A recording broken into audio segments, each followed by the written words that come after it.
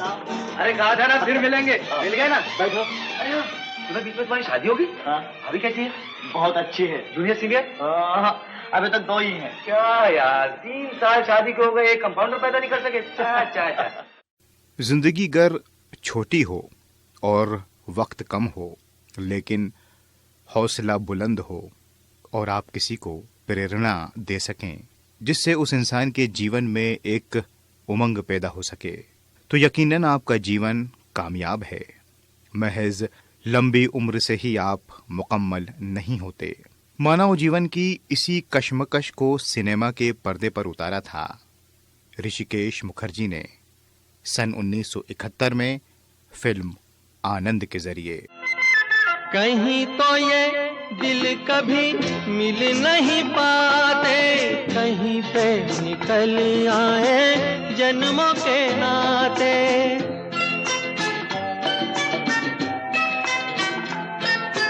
कहीं तो ये दिल कभी मिल नहीं पाते, कहीं पे निकल आए जन्मों के नाते।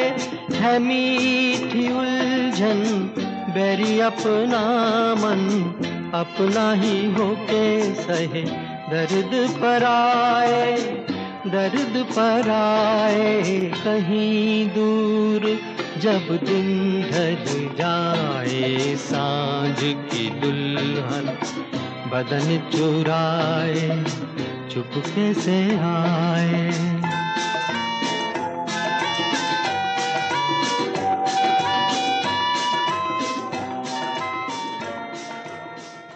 दोस्तों, आनंद फिल्म से न आप न मैं कोई भी ऐसा नहीं जो वाकिफ न हो।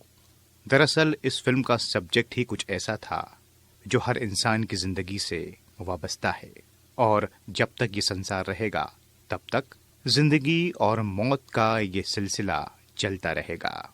साहिर लुधियानवी ने कहा है, हम सब खिलौने हैं एक ऐसे खिलाड़ी के, हम सब खिलौने हैं एक ऐसे खिलाड़ी के जिसे अभी सदियों तक ये खेल रचाना है। मेरे ख्यालों के आंगन में कोई सपनों के दीप जलाए, दीप जलाए। कहीं दूर जब दिन ढल जाए, सांझ की दुल्हन बदन चुराए चुपके से आए। ऋषिकेश मुखर्जी जो अपने सिनेमा के लिए खासे मशहूर हैं, उसकी एक वजह यह है कि ऋषिदा की फिल्में न केवल व्यापार अच्छा करती थीं, बल्कि वो समाज को एक मैसेज भी दिया करती थीं। ऋषिदा जैसे सुलझे हुए डायरेक्टर्स ने हिंदी सिनेमा को जो कुछ दिया है वो काबिले जिक्र है और उसका सम्मान भी होता रहा है। ऋषिदा को उनकी कला सेवा के लिए सन 1999 में दादा साहेब फाल्के अवार्ड से सम्मानित किया गया था। उन्होंने अपने करियर की शुरुआत बंगला फिल्मों से की, वो भी एक एडिटर के तौर पे। ऋषिदा का मानना यही था, वो एक एडिटर थे, इसलिए डायरेक्टर बनने में आसानी रही, क्योंकि फिल्म मुकम्मल होने के बाद तो एडिटर के पास ही पहुंचती है और फिर वहीं से आपके और हमारे सामने आती है। कोलकाता में जन्मे ऋषिदा अपने गुरु बिमल रॉय के पीछे पीछे मुंबई आ गए और कई फिल्मों में एडिटिंग की, जिनमें 2 बीघा जमीन और देवदास जैसी फिल्में शामिल हैं। 1957 की फिल्म मुसाफिर में ऋषिदा डायरेक्टर बने, लेकिन कामयाबी मिली फिल्म अनाड़ी से, जो रिलीज हुई थी सन 1959 में। वो चांद खिला, वो तारे हंसे, ये रात अजब मतवारी है। वो चांद खिला, वो तारे हंसे, ये रात अजब मतवारी है। समझने वाले समझ गए हैं, ना समझे वो अनाड़ी है। वो चांद खिला, वो तारे हंसे, ये रात अजब मतवारी है। समझने वाले समझ गए हैं, ना समझे वो अनाड़ी है। वो चांद खिला, वो तारे हंसे, ये रात अजब मतवारी है। ऋषिदा की कामयाब फिल्मों की एक लंबी फहरिस्त है।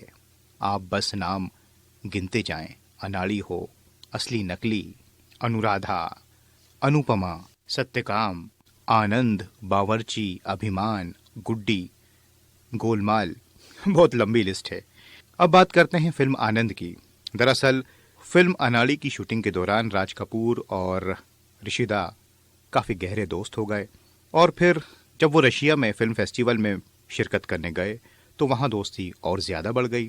राज कपूर उन्हें बाबू मोशाय कहने लगे, जिसका मतलब होता है ग्रेट जेंटलमैन। ऋषिदा काबिल तो थे ही। राज साहब अक्सर ऋषिदा से जिक्र करते थे अपनी सेहत को लेकर। ऋषिदा ने कहा, आप पॉजिटिव सोचा कीजिए, सब कुछ अच्छा होगा। बस यहीं से बीच पड़ गया फिल्म आनंद का। आज मेरी मुलाकात दिल्ली के एक आनंद सहगल से हुई। ऐसा लगा जैसे एक तूफान घुस आया कमरे में। बात बात पर हंसी, बात बात पर मजाक, ये जानते हुए भी कि वो मौत के मुंह में है। हैरान हूं कि वो मौत पर हंस रहा था या जिंदगी पर। बहुत से लोगों का यह भी मानना है कि इसकी कहानी दरअसल जापान के मशहूर डायरेक्टर अकीरा कुरोसावा की फिल्म इकुरू से ली गई है।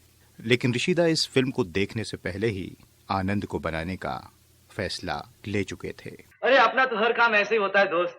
जब मैं पैदा होने वाला था तो डॉक्टर ने कहा कि 21 अक्टूबर को पैदा होगा। मैं 20 को अटपका। अगर अब किसी डॉक्टर ने मेरे मरने की तारीख लिख दी तो देख लेना, मैं उससे पहले खिसक जाऊंगा। अरे हाँ मेरे दोस्त, तुम्हारे ऑफिस में मैंने अपनी जायदाद रखी है, एक सूटकेस और एक टेप रिकॉर्डर। बोरिया ले आओ, बिस्तरा नहीं लाया। आनंद में जो मुख्य भूमिका निभाई है वो हम सब जानते हैं, राजेश खन्ना साहब ने निभाई है। और क्या खूब निभाई है। पहले इस फिल्म में धर्मेंद्र से बात हुई थी जब ऋषिदा सत्यकाम बना रहे थे, लेकिन बाद में उन्होंने राजेश खन्ना को लिया। और गुलजार ने ये साफ बता दिया राजेश खन्ना को कि अगर आप लगातार 20-25 दिन शूटिंग कर सकते हैं और मेहनताना जो आपको दिया जाए उसमें आप आनाकानी ना करें और सबसे ज़रूरी कि सेट पर टाइम पे पहुंचें, तो ही आप ये फिल्म कर सकते हैं। इतनी शर्तों के बावजूद भी राजेश खन्ना गुलजार साहब की सलाह पर इस फिल्म में काम करने को मान गए। छोटी बातें, छोटी छोटी बातों की है यादें बड़ी, भूले नहीं बीती हुई एक छोटी घड़ी। छोटी बातें, छोटी छोटी बातों की है यादें बड़ी, भूले नहीं बीती हुई एक छोटी घड़ी।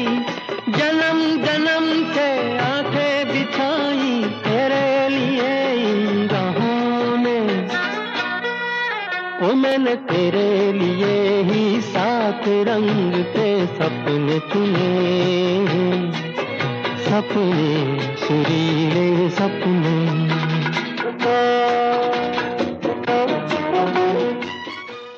डॉक्टर भास्कर के किरदार के लिए अमिताभ बच्चन को चुना गया। ये मजाक और मस्करीपन की बात नहीं। You know the meaning of lymphosarcoma? आप जानते हैं ये किस बीमारी का नाम है? मेरे पेट में भयानक किस्म का ट्यूमर है जिसकी वजह से मैं 6 महीने से ज्यादा जिंदा नहीं रह सकता। शायद उसी का डॉक्टरी नाम होगा। ऋषिदा ने उन्हें पहले ही नजर में पसंद कर लिया। इसके अलावा रमेश देव, सीमा देव ने बेहतरीन भूमिका निभाई। आप किस चीज का इलाज करा रहे हैं इनसे? क्या रोग है? जुकाम जुकाम। बताइए ना भैया, क्यों मजाक करते हैं? यही तो मुसीबत है। सीधी सादी हिंदी में जुकाम को तो बीमारी नहीं लगती। हाँ, अगर मैं इसका कोई डॉक्टरी नाम बतलाता जैसे लिम्फोसर्कम ऑफ द नोज तो तुम कहती वाह वाह वाह क्या बीमारी है। छोड़िए भैया, आप भी छुपा रहे हैं। ये अचानक भैया भैया क्या लगा रखा? तुम तो मेरी भाभी हो। नहीं, भाभी नहीं, बहन हूँ आपकी, और आप मेरे भाई है। ठीक है, तो अब मैं नाम से बुलाऊंगा तुम्हें सुमन। अबे साले बैठना। छी, आपको ये अचानक क्या हो गया? होना क्या है? साला कब से खड़ा है, बैठता ही नहीं। बैठ। तुमच्या जिभेला काही हाड काय वाटेल ते बडबडता, त्यांना काय वाटेल? सुमन सुमन, ठीक तो है। तुम मेरी बहन हो तो मैं तुम्हारे पति का क्या लगा? साला। तो साले को साला बोलने दो ना। और ऋषिदा की एक खासियत ये भी रही कि उन्होंने जब कभी भी नेगेटिव रोल करने वाली ललिता पवार को अपनी फिल्म में काम दिया तो नेगेटिव रोल नहीं दिया, चाहे वो फिल्म अनाड़ी हो, मेम दीदी हो या हो फिल्म आनंद। मॉर्निंग मिस बिसा। Good morning doctor. आनंद आपके पास रहेगा? हाँ, आपके नर्सिंग होम में उसका दिल नहीं लगता। वो जहाँ रहेगा लोगों के दिल लगा देगा। मुझसे कहता है तुम्हें सिस्टर क्यों कहते हैं? मदर कहना चाहिए, मदर मैटर। ठीक ही तो कहता है। डॉक्टर बैनर्जी, उसे हुआ क्या है? उसे lymphosarcoma of the intestine. First stage है ना डॉक्टर? अच्छा हो जाएगा ना? नहीं सिस्टर, लास्ट स्टेज पे है।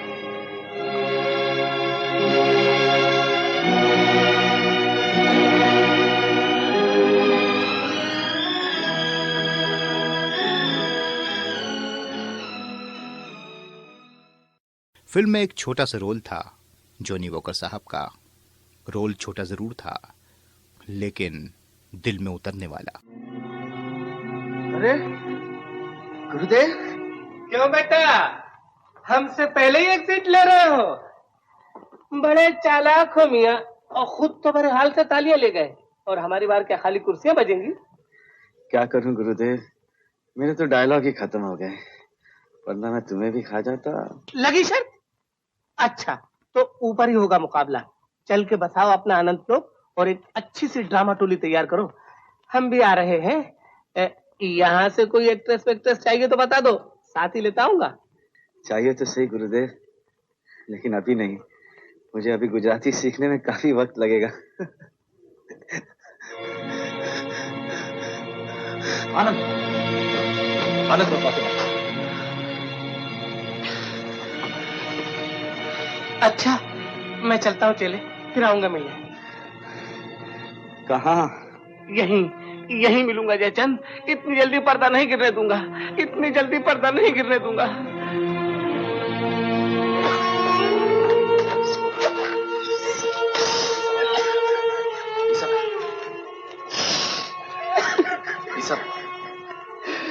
डॉक्टर साहब, अल्लाह करे ये शर्त रघु काका जीत जाए, ये शर्त रघु काका जीत जाए डॉक्टर साहब। अमिताभ बच्चन यानी डॉक्टर भास्कर के अपोजिट में लिया गया सुमिता सान्याल को। फिल्म का दिलकश संगीत सलीलदा का था और गीत लिखे थे गुलजार साहब और योगेश ने। उन दिनों राजेश खन्ना सुपरस्टार हुआ करते थे और बहुत मुश्किल से टाइम निकाला करते थे। जब फिल्म के एक मशहूर गीत जिंदगी कैसी है पहेली को शूट करना था तो राजेश खन्ना ज्यादा वक्त न दे सके। यही वजह है उस गीत में ऋषिदा ने लॉन्ग शॉट्स लिए। उसमें राजेश खन्ना बहुत कम हैं, उसमें ज्यादातर सीन समुंदर के हैं। तो भी देखो मन नहीं जागे, पीछे पीछे सपनों के भागे, तो भी देखो मन नहीं जागे, पीछे पीछे सपनों के भागे, एक दिन सपनों का राही चला जाए सपनों से आगे कहां। ऋषिदा एक साथ कई फिल्मों पे काम कर रहे थे, उन्हीं में से एक थी आनंद, और इसकी शूटिंग उन्होंने महज 30 दिनों के अंदर मुकम्मल कर ली। राजेश खन्ना जो उन दिनों सुपरस्टार बन चुके थे, 3 सालों में उन्होंने 16 से 17 सुपरहिट फिल्में दी। आनंद के पहले राजेश खन्ना सफर फिल्म में काम कर चुके थे जो सन 1970 में रिलीज हुई थी। जिंदगी को बहुत प्यार हमने दिया,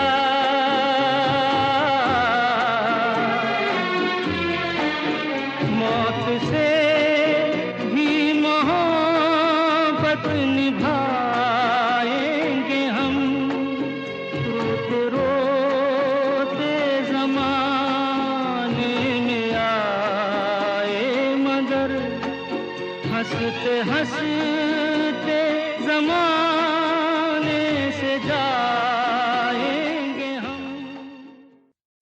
उस फिल्म का अंत भी दुखद था।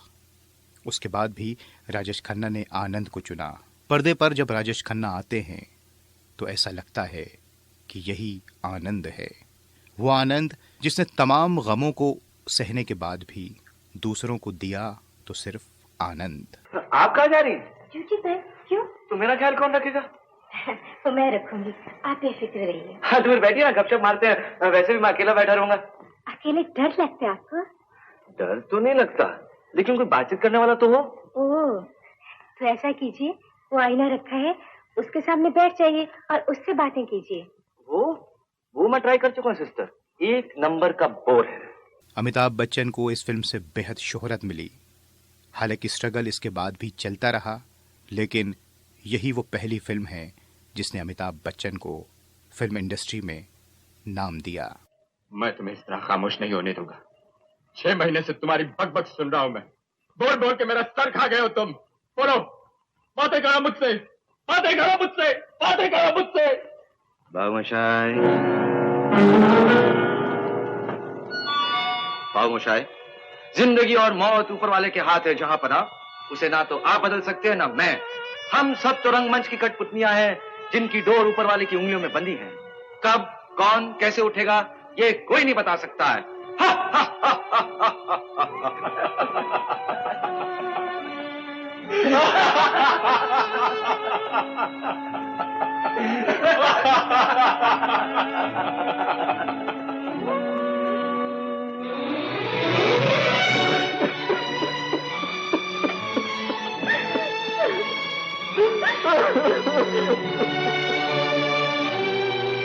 आनंद मरा नहीं, आनंद मरते नहीं।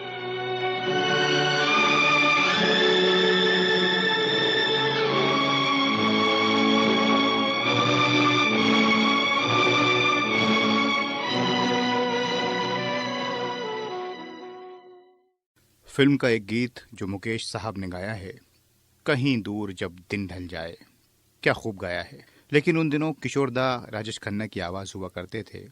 सलीलदा का यह मानना था इस गाने में जो दर्द है, जो गहराई है, उसे मुकेश साहब ज्यादा उभार सकते हैं, लिहाजा उनकी आवाज ली जाए।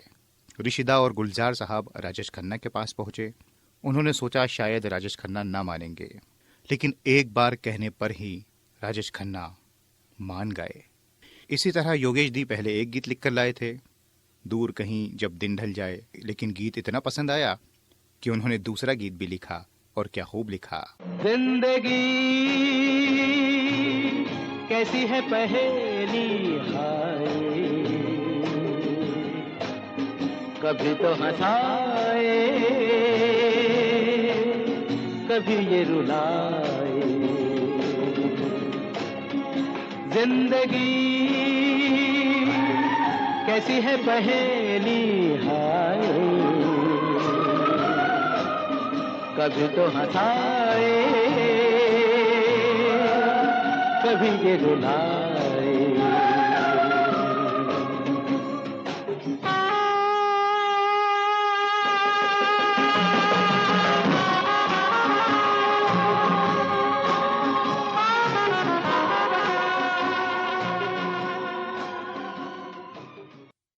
आनंद फिल्म के बारे में कहना सुनना बहुत मुश्किल है। लोग जब भी इसे देखते हैं तो इससे जुड़ जाते हैं, क्योंकि मौत से हर इंसान को एक न एक दिन जरूर मिलना है। लेकिन आनंद मौत की कहानी होने के बावजूद भी जिंदगी का पैगाम देती है। यही वजह है कि इस फिल्म को बार बार लोग देखना पसंद करते हैं। दरअसल सैड एंड होने के बावजूद भी ये फिल्म इंसान को हौसला देती है, उसको बताती है, उसको सिखाती है कि जीवन चाहे कम ही हो, लेकिन उसमें खुशियां होनी चाहिए, उसमें उमंग होनी चाहिए। इसलिए बकौल आनंद, बाबूमशाई, जिंदगी बड़ी होनी चाहिए, लंबी नहीं। आज बस इतना ही। अब अपने दोस्त फराज को दीजिए इजाजत। नमस्कार, खुदा हाफिज।